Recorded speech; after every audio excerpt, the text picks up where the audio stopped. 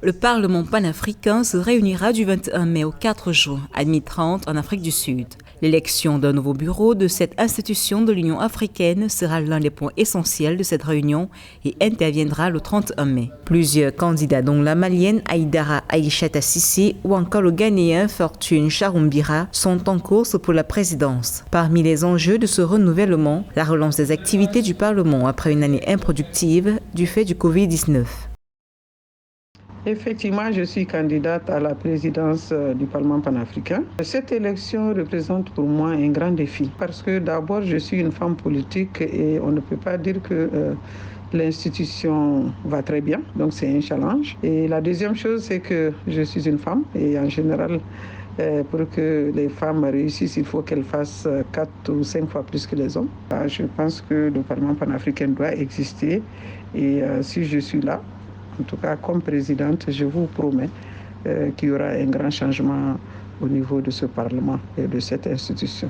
Pour la candidate malienne qui occupait déjà le poste de vice-président au Parlement panafricain, les changements attendus sont profonds et structurels. Une nouvelle vision permettrait véritablement de rendre plus efficiente cette institution. Jusqu'ici, le Parlement n'a qu'un rôle consultatif et de supervision du budget de l'Union africaine. Son implication dans la construction d'une véritable culture démocratique, la législation, la promotion du respect des droits humains au niveau des communautés et des États membres n'est pas encore complète.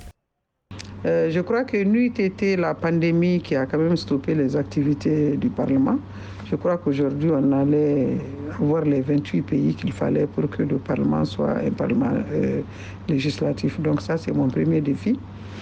Le deuxième défi, c'est que au niveau de l'Afrique, je crois que le Parlement panafricain est là pour parler au nom des peuples africains.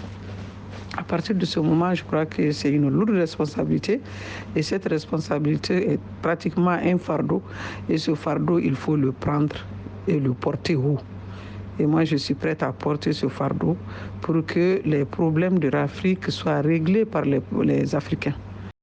À titre de rappel, le président du Parlement est élu par ses pairs constituant caucus régionaux au sein du Parlement panafricain. La candidate Haïdara Aïchata Cissé a été choisie à l'unanimité par ses pairs du caucus de l'Afrique de l'Ouest pour relever les défis de contrôle des politiques de l'Union africaine, l'harmonisation de la législation des États membres, mais aussi la coordination des politiques au sein des communautés économiques, quelques-unes des attributions de cette instance panafricaine active depuis 2004.